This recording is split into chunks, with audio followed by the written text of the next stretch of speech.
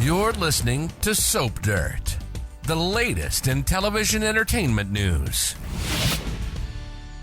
Hey, General Hospital fans, I've got your 2-week spoilers for November 18th through the 29th. Lulu is out of her coma, but struggling. Sasha is stunned, and Drew is hitting back. Not physically, though, because, he'd probably get his butt handed to him again. It's Belinda from Soap Dirt. If you are not following us, please reach down, click subscribe. Let's dive right into what's coming on Monday, November 18th.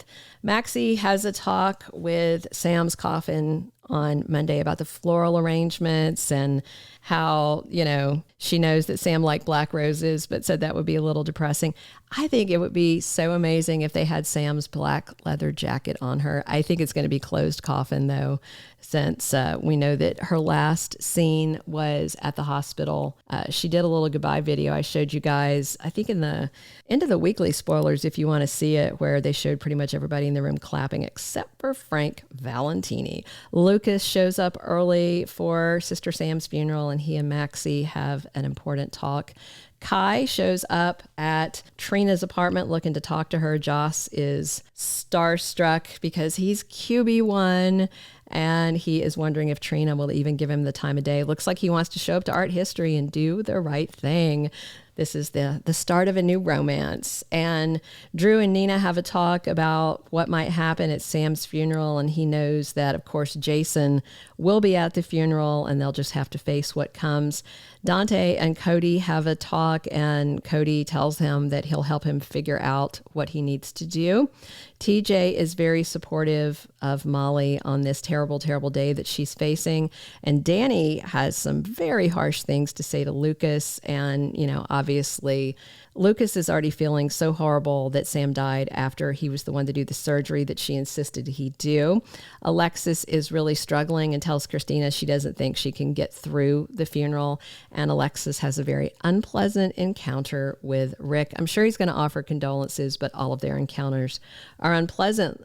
Lucky is going to get an unexpected offer, likely a job offer, and it looks like it's something that Sonny has arranged for.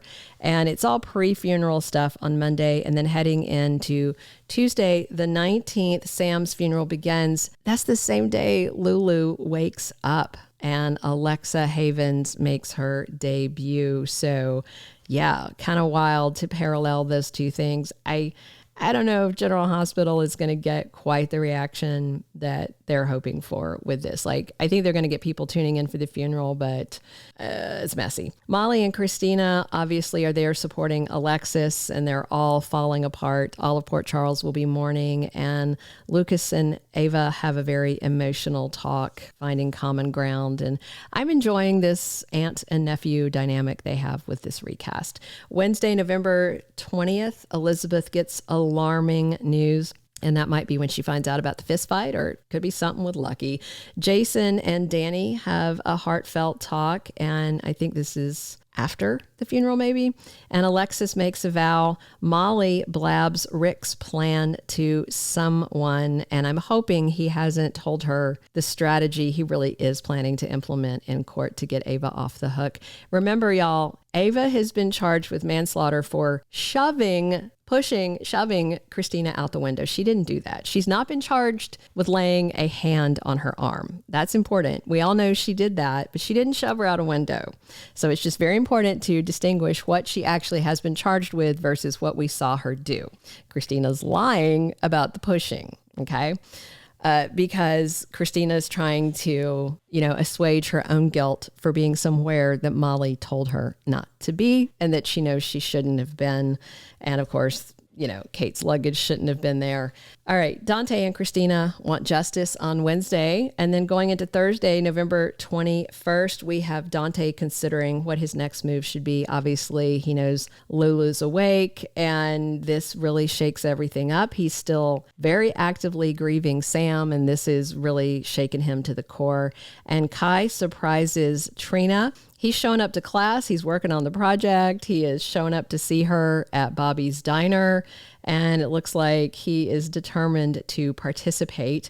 Jason is quite adamant about something later in the week, and Michael confides in Sasha. I think he is going to tell her about what Willow and Drew did. That should at least make Sasha feel a little better about their one-night stand, and I'm still kind of cheering for Sasha to get pregnant.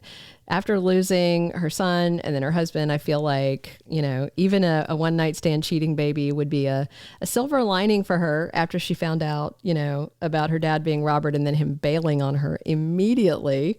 And Christina thanks Jocelyn. Friday, November 22nd, Stella is encouraging TJ. Maybe it's about going into the trial, maybe something else. Jason wants some advice from Dante, and I think they're, talking about the kids and the living arrangements. And Mac and Felicia step up for Sasha. Felicia was saying the other day that, Sasha is a Scorpio.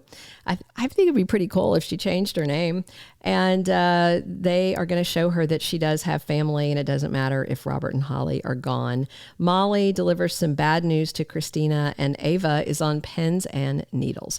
Going into November 25th through the 29th. Now, I'm wondering what's going to happen with preemptions. Definitely there should be a preemption for sports coverage on Friday, November 29th.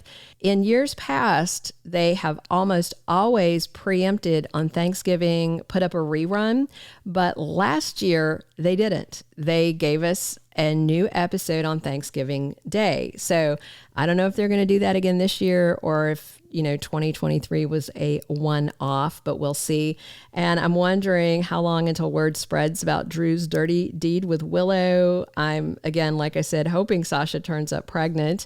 Lulu is struggling to realign, the reality of waking up thinking it's 2020 and it's 2024. 4 years of her life were stolen by her uncle Cyrus Renault. And Rocco, of course, is thrilled to have his mom alive, but is struggling with guilt. Same thing that Dante is going through.